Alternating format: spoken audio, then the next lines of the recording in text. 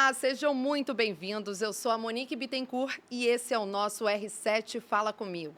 No episódio de hoje, a gente vai falar sobre um tema que interessa muita gente: a importância do sono para a nossa saúde física e mental. Um sono de qualidade. Para tirar todas as nossas dúvidas, vamos receber o doutor Ricardo Novis, que é neurologista da Rede Dor. Seja muito bem-vindo, doutor. Obrigado, Monique. Prazer estar aqui e a oportunidade de poder falar desse tema que acho que de fato é bastante importante. Sim, o prazer é todo nosso. Doutora, a gente vai começar falando sobre a importância mesmo do sono e a função do sono para a nossa saúde. Há anos os médicos falam dessa necessidade de dormir bem, mas qual é a função do sono de fato? Perfeito.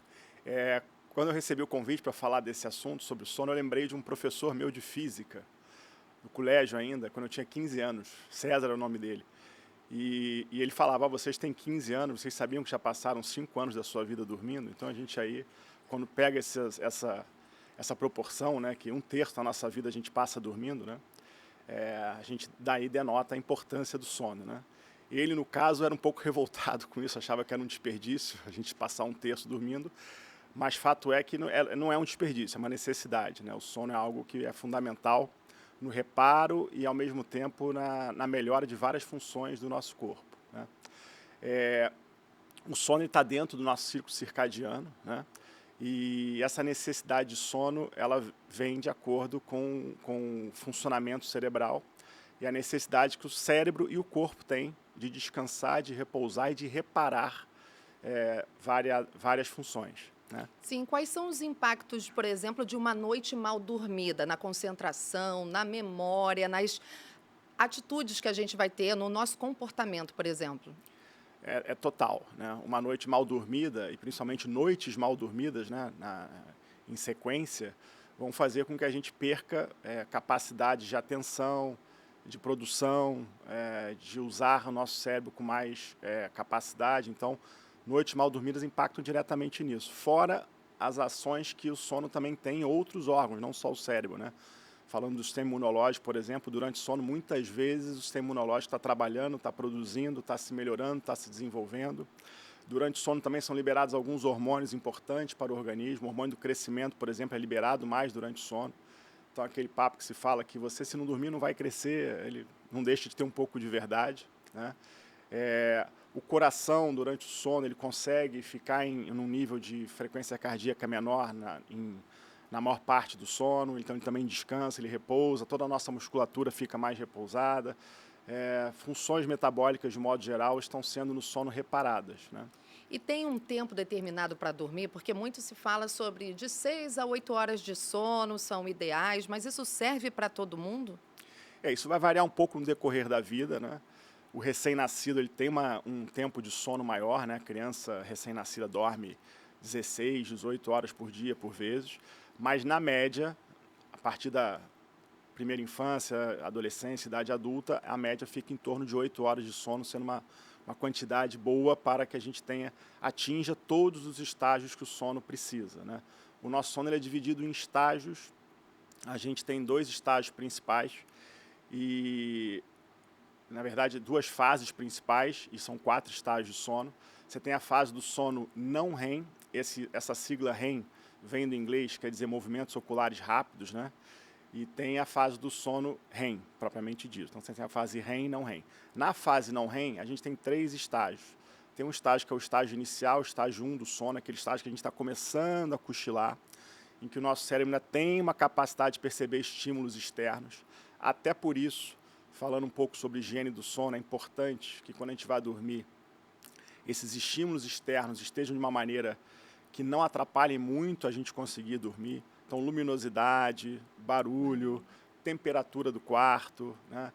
Conforto também, né? Posições, travesseiros, tudo que pode fazer a gente ter algum estímulo externo, seja sensitivo, de dor, ou de calor, ou de frio, ou um estímulo sonoro, ou um estímulo luminoso mais importante, vai atrapalhar o nosso sono, porque nesse estágio o cérebro ainda está conseguindo perceber isso.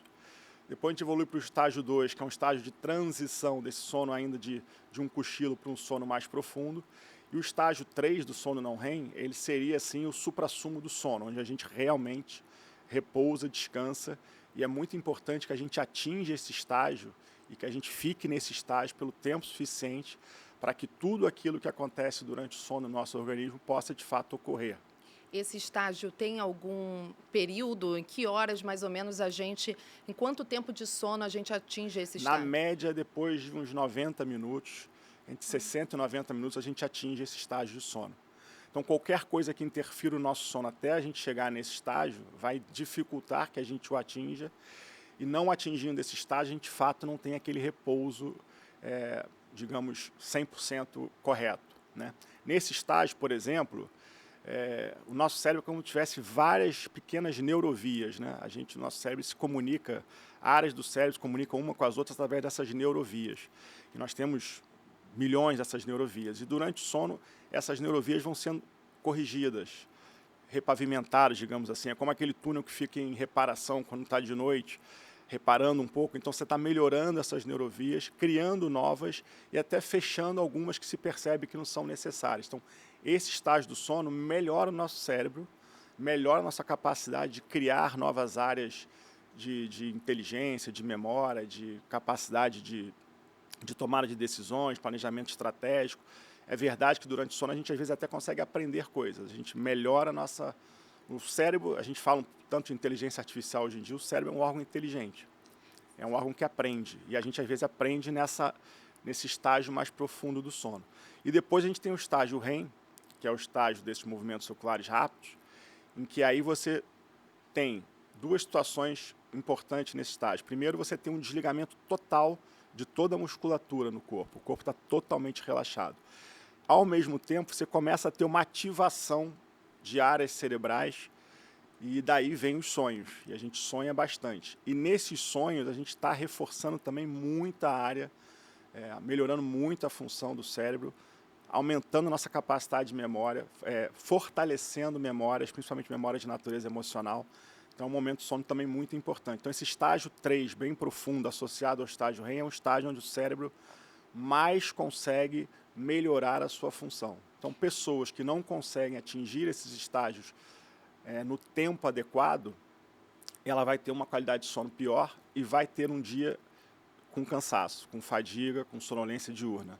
Sim, agora tem muita gente nos assistindo. Esse é um tema que chama a atenção porque tem muita gente que tem problema para dormir. E as pessoas não sabem como recorrer, não sabem identificar que tipo de problema. E eu queria que você dissesse quais são os principais distúrbios do sono, né? Com a apneia do sono, tem sonambulismo, tem insônia. Quais são os principais distúrbios para que a pessoa não consiga ter um sono de qualidade? Perfeito. A gente tem, assim, digamos, 3 ou 4 distúrbios de sono mais comuns, mais clássicos, né? Você tem a insônia, né? Que é a pessoa que tem a percepção de não conseguir dormir. Você tem os distúrbios comportamentais do sono REM, onde aí o sonambulismo vai entrar um pouco. Que são aquelas pessoas que, quando estão no sono REM, não desligam totalmente a sua musculatura e a sua musculatura fica em movimento. Então, são pessoas que falam, se mexem, está dormindo, sonhando e está fazendo vários movimentos e às vezes podem levantar e sair, caminhar. Isso é um distúrbio do sono REM específico. Em relação à apneia do sono, é um distúrbio mais respiratório, onde você tem um relaxamento muito grande da musculatura da laringe, a passagem de ar ela fica comprometida e a pessoa tem pausas respiratórias. Isso acontece nos estágios iniciais do sono. Então, lá quando começa aquele estágio 1, estágio 2, aquilo já entra, já acontece, e a pessoa com isso não consegue atingir aquele estágio mais profundo do sono. Então, ela está o tempo todo fazendo microdespertares. Quando você faz o exame da polissonografia, em que você vai atrás de tentar descobrir essa apneia do sono, você surpreende, às vezes, que essas pessoas têm 200, 250, 300 microdespertares por noite. E na polissonografia você consegue quantificar os estágios do sono e você percebe que ela tem os estágios mais profundos do sono e um pouco do estágio REM em níveis muito menores. Então, essa pessoa, de fato, não descansa. Isso significa aquela pessoa que acorda toda hora. Para a gente ser mais claro, tem gente que reclama, olha, eu acordei 2 horas, 3 horas, 4 horas da manhã, sempre está tentando voltar a dormir. É esse tipo de problema. quando tem um despertar mais importante, que ela realmente acorda, ela percebe o acordar. Mas muitas das vezes a pessoa tem a percepção que dormiu a noite toda e, na verdade, não dormiu. Às vezes o companheiro de sono repara, olha, o seu sono está muito agitado, você está o tempo todo roncando muito, às vezes você para de respirar, se vira muito, e a pessoa não se dá conta disso. O que chama atenção nessa pessoa, o que vai fazê-la, às vezes, procurar atendimento, é que ela passa a ter uma sonolência diurna muito grande. Aquela pessoa que cochila o tempo todo. E são cochilos, às vezes, que ela não consegue controlar. Inclusive, por conta desses micro cochilos que acontecem em quem tem apneia de sono, passa a ser uma das causas importantes, comparada ao alcoolismo, de acidente de trânsito, que a pessoa dorme dirigindo.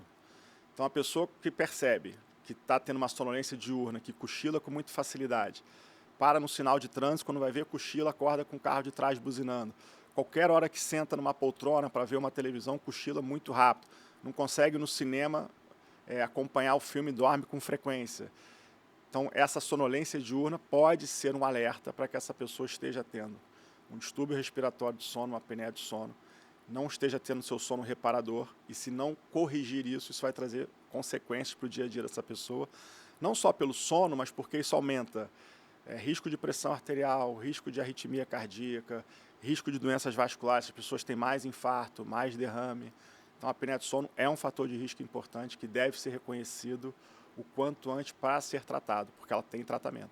As pessoas precisam, né, procurar ajuda, mas aí, em contrapartida, é verdade que um sono de qualidade também pode prevenir doenças crônicas, como diabetes ou hipertensão, ou não existe isso? Não tem a menor dúvida. Um sono de qualidade, ele é reparador, ele melhora o nosso metabolismo, ele reduz o risco de uma série de condições médicas ligadas à pressão alta, como eu falei, a gente libera hormônios durante o sono, falamos do hormônio do crescimento, a gente libera leptina também, que é um hormônio ligado à saciedade, então as pessoas têm um melhor metabolismo, vão ter o seu apetite mais bem adequado, as pessoas que dormem mal, que têm apneia de sono, que não dormem, têm variações do apetite, podem ter ganho de peso, podem ter doenças metabólicas.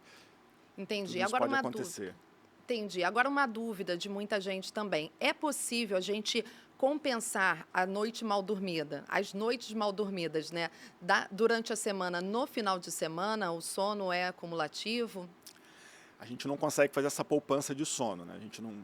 É claro que no dia a dia, na nossa rotina, às vezes a gente é obrigado a dormir menos por questões de horário, e é normal isso. No final de semana a gente vai dormir um pouco mais. Isso existe, mas não dá para você dormir 2 horas por dia durante a semana e achar que dormindo, sei lá, 16, 17 horas no final de semana, isso vai compensar. O ideal é que você tenha esse ciclo do sono que a gente falou, né, dos estágios 1, 2, 3, sono REM, ele se repete em 4 a 6 vezes por noite. Então, o ideal é que pelo menos esses 4 ciclos bem feitos ocorram. Pode ser que no final de semana você tenha uma noite maior, você vai fazer esses ciclos mais vezes. Mas, além da hora do sono, é importante a qualidade do sono. Então, se você dorme às vezes 6 horas, mas você fez todo aquele ciclo do sono correto, você conseguiu ter um sono profundo em tempo adequado, vai funcionar. E às vezes o paciente com apneia do sono, às vezes passa 10 horas na cama dormindo e não conseguiu atingir aquele estágio de sono mais profundo para ter o seu repouso de fato realizado.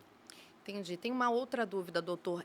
É verdade que doenças mentais podem ser também causadas por privações de sono ou, na verdade, a privação de sono pode ser o potencializador de doenças mentais? Aí, na verdade, a gente tem 2 situações que vale a pena mencionar.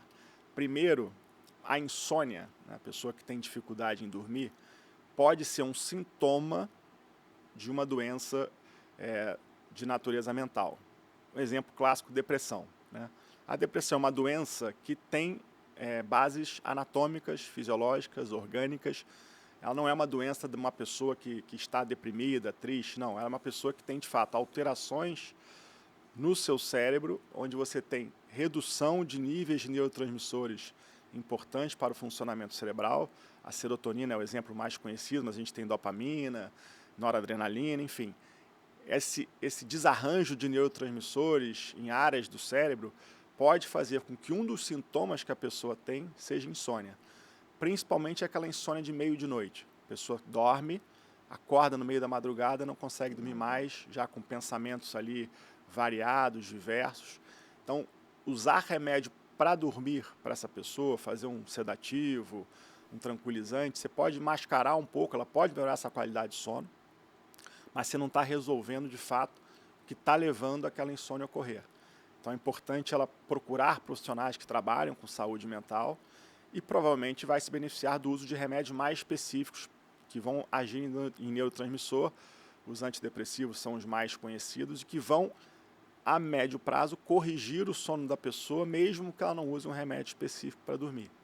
Então, a pessoa que acorda muito no meio da noite, tentar entender se, além disso, ela tem sintomas de impaciência, irritabilidade, um pouco de falta de ânimo para fazer as atividades que ela fazia anteriormente, até atividades de lazer, né? Então, chega no final de semana, não quer sair, não quer mais fazer coisas, começa a se retrair mais, e aí, claro que aí a pessoa não dormindo, isso vai se potencializar, vira um círculo vicioso. Mas o sono ruim pode ser, na verdade, consequência dessa alteração de depressão. Entendi. A Associação Brasileira do Sono diz que 34% da população, dos brasileiros, no caso, sofrem de insônia. O que se dá? Por que a gente tem esse número tão relevante? Isso um pouco está ligado à própria prevalência da depressão mesmo, né? Depressão é uma condição que pode atingir até 20% da população. Então, esse grupo de pacientes com depressão vai ter insônia, provavelmente, como um dos seus sintomas. E aí vem as outras questões também, né? Pacientes que não têm depressão, mas têm um quadro ansioso puro, então acabam não conseguindo dormir bem. Tem toda a situação também ligada à higiene do sono, né? Pessoas que acabam adquirindo hábitos que favorecem ela não dormir, né? O nosso cérebro, ele é um órgão que aprende e aprende do jeito que você ensina ele. Então, se você começa a ter hábitos de ficar até muito tarde vendo telefone, telas, esses vídeos de curta duração, que hoje em dia eles vão em autoexecução, um atrás do outro, isso ativa áreas do cérebro que faz a pessoa ficar com um pouco de adição a isso, então não consegue parar de ver esses vídeos.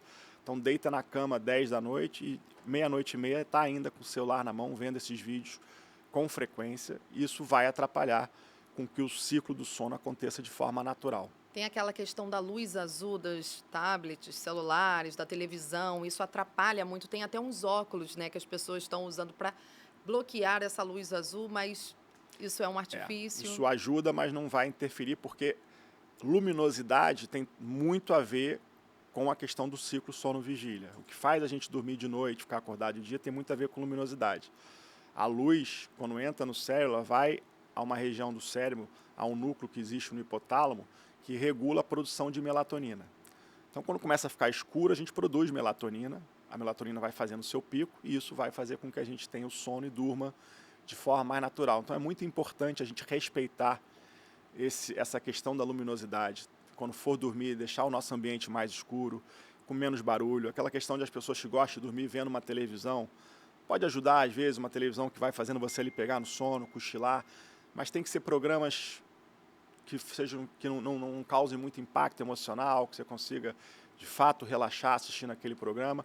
Tentar não usar isso como uma tendência, mas muitas pessoas usam uma televisão, um livro, alguma coisa para ler. Mas o que atrapalha muito hoje em dia é a questão da tela mesmo, né? Que a pessoa vai com tela e fica ali trazendo várias informações novas, e o cérebro que está trabalhando informações novas não consegue fazer todo aquele ciclo que ele precisa fazer para o desligamento progressivo, para a pessoa conseguir entrar no seu sono normal.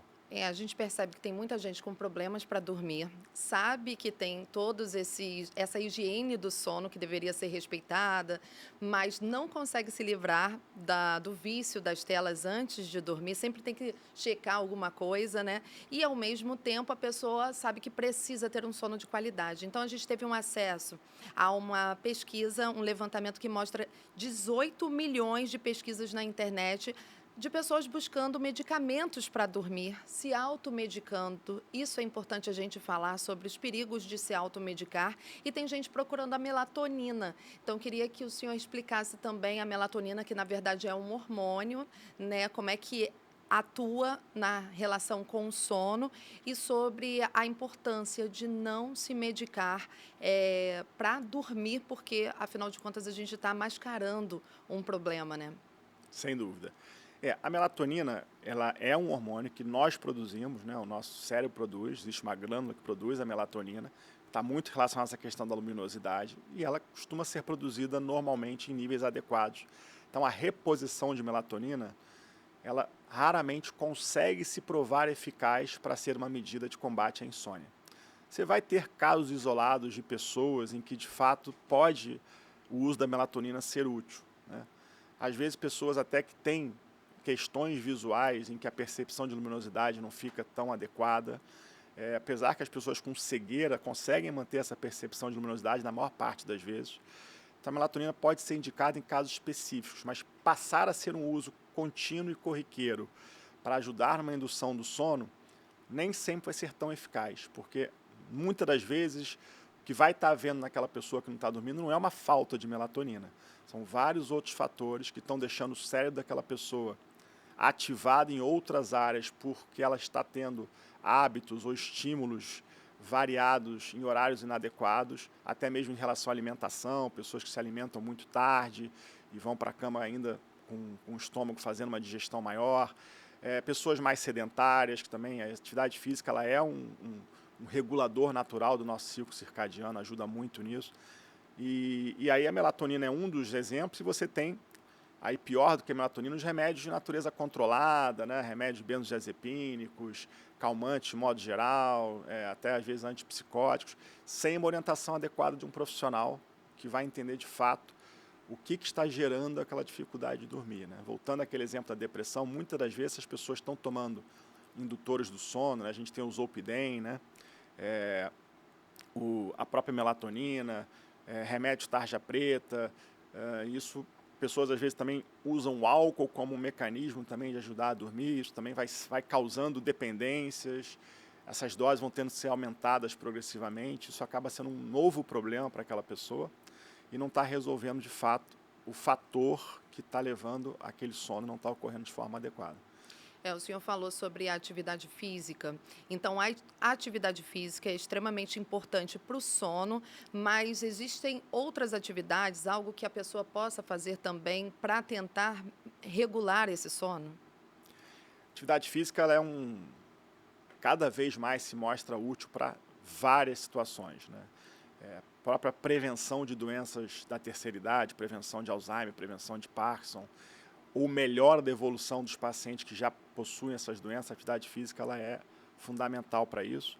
E na questão do sono, as pessoas que têm hábito de atividade física têm o seu metabolismo todo mais adequado e a questão do ciclo sono-vigília fica bem mais fácil de ocorrer também.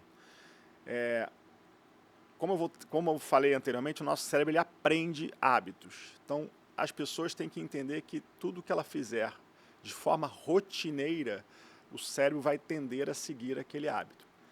Então, se a pessoa conseguir ter no seu dia a dia rotinas em que a última refeição do dia costuma ser sempre no mesmo horário, e ela, a partir daí, reduz um pouco a sua demanda de fluxo de informações, como falamos de tela, para que ela possa, de fato, começar a descansar, ver coisas um pouco mais lúdicas, tranquilas, até relaxantes, eventualmente uma música mais tranquila, ter o seu ambiente de sono com luz adequada, temperatura adequada, cama, colchão, travesseiro adequado, pouco som, isso vai facilitar com que ela consiga ter o seu sono mais adequado. E uma vez que você começa a dormir mais ou menos sempre no mesmo horário, o seu cérebro aprendendo isso, chega nesse horário, a tendência é que você esteja ali preparado para dormir, né? Então, a variação de horário que você vai dormir também atrapalha. É claro que algumas profissões, algumas atividades, o mundo hoje tem um nível de demanda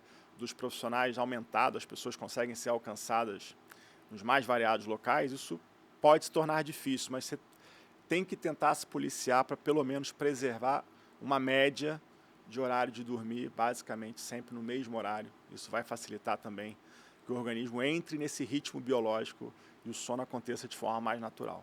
Quem inverte, na verdade, o trabalhador da madrugada, quem inverte o dia pela noite, tem mais distúrbio de sono, tem mais problema Tem, de saúde? tem até porque dificilmente essa pessoa vai conseguir ter as 8 horas de sono no dia, né?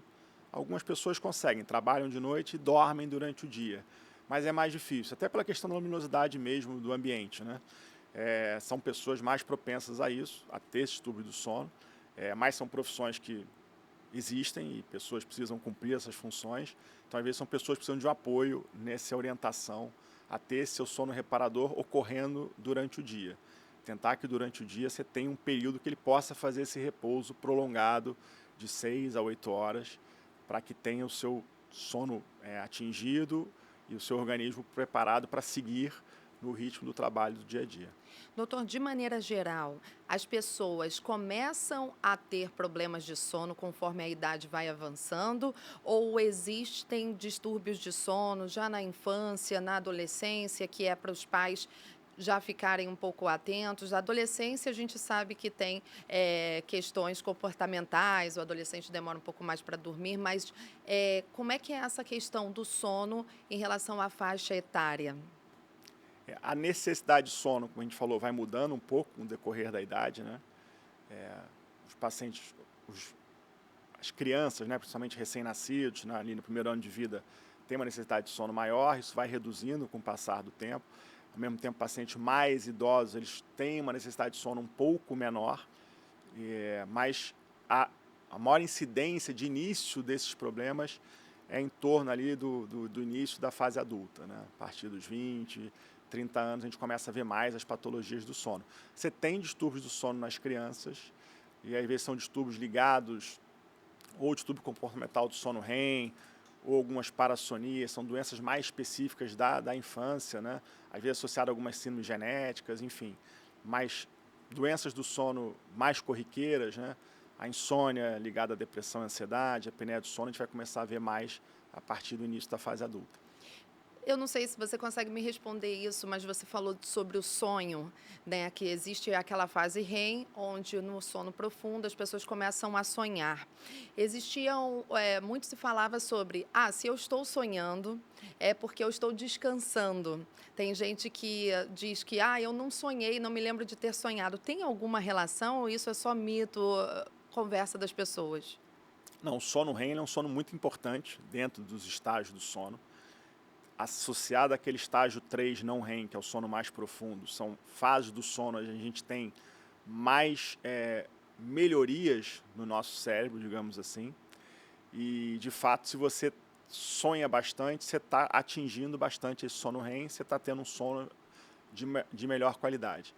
O não lembrar do sonho é frequente em muitas pessoas, mas não significa que ela não sonhou, né? Todas as noites, em algum momento, você vai entrar na fase REM e você vai sonhar. Mas, às vezes, você sai da fase REM, vai para as outras fases, até voltar à fase 1 e acordar. Então, você, para lembrar do sonho, mal bem, você acaba acordando enquanto o sonho ainda está acontecendo. Aí você acaba lembrando daquele pedaço final do sonho que você estava vivenciando.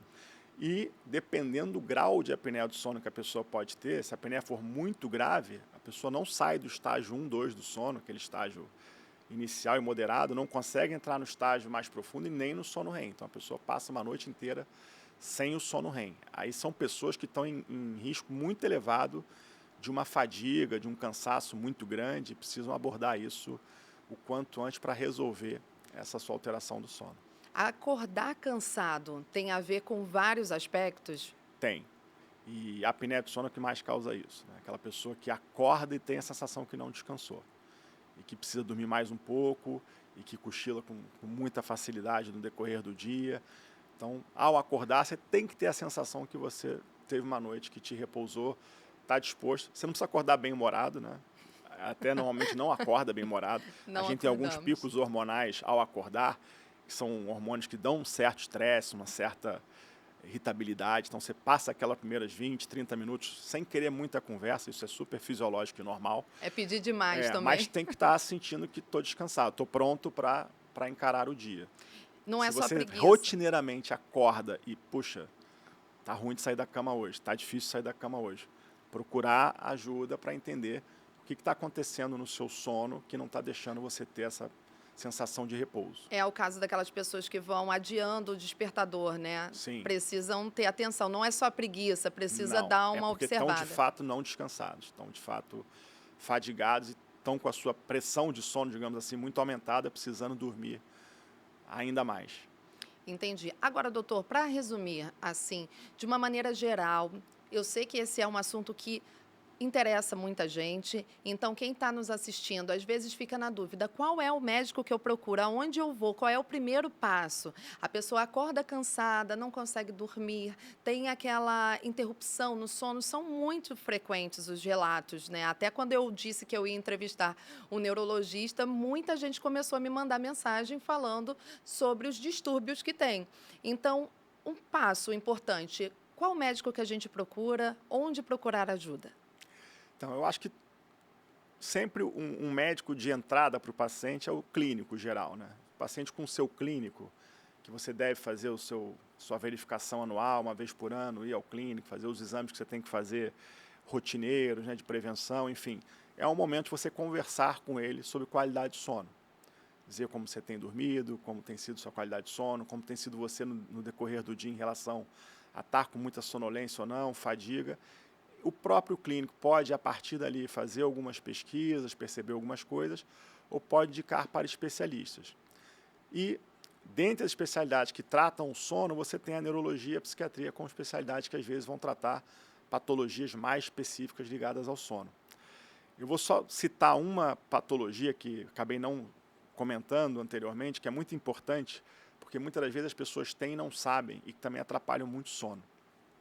Existe uma condição chamada síndrome das pernas inquietas, e que interfere muito com o sono, que é uma condição que a pessoa, ao deitar, ao entrar em repouso, às vezes mesmo antes de dormir, começa a sentir dor, cãibra, formigamento, desconforto, principalmente nas pernas, mas pode acontecer em outras áreas do corpo. E isso faz com que a pessoa seja obrigada a se movimentar, a mudar de posição, às vezes a levantar da cama, caminhar um pouco. E às vezes a pessoa percebe que não dorme e não se dá conta que aquela dor é que está sendo a responsável por ela não dormir, aquele desconforto da perna. Então, a síndrome das pernas inquietas é uma condição muito subdiagnosticada, que gera muito distúrbio do sono e que tem remédios que podem aliviar os sintomas e fazer com que a pessoa tenha uma noite melhor. Tá certo, doutor. Olha, muito obrigada. Foi um prazer imenso conversar sobre esse assunto, né? Um assunto de extrema importância para a nossa saúde física e mental. Antes só da gente terminar, eu só queria tirar uma dúvida. Eu sei que você falou bastante sobre a questão das telas, da higiene do sono. A gente hoje pode dizer que o celular, antes de dormir, é um grande vilão? Não tem a menor dúvida. Principalmente para essa geração mais jovem, né? Que talvez vão começar a ter distúrbios do sono mais cedo por conta dessa adição à tela mesmo, né? E é uma adição que tem explicação neurofisiológica, né? Esses vídeos de curta duração que se autoexecutam em sequência, eles atuam em áreas do cérebro, sistema de recompensa, que dão uma sensação que fazem a pessoa querer cada vez mais e não parar de ver aqueles vídeos.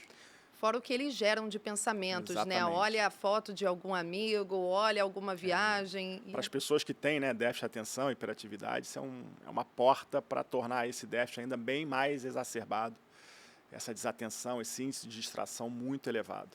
E o sono vai ser prejudicado, com certeza, por conta disso. Tá certo, doutor. Muito obrigada pela sua participação aqui com a gente mais uma vez nesse assunto que é tão importante. Eu tenho certeza que muita gente vai gostar. Muito obrigada por ter vindo e ter tirado as nossas dúvidas, né? Eu que agradeço a oportunidade de poder estar aqui, falar desse tema, que é um tema muito extenso.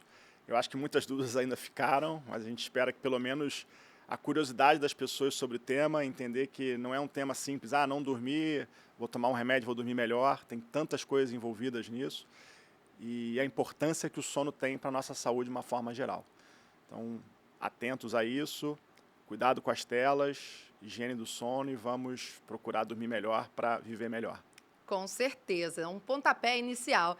E é isso, gente. Esse foi o nosso podcast R7 Fala Comigo. E se você gostou, encaminhe um link desse episódio para alguém que você sabe que está dormindo pouco e pode se interessar sobre o bate-papo que tivemos hoje aqui. Até a próxima. Tchau, tchau.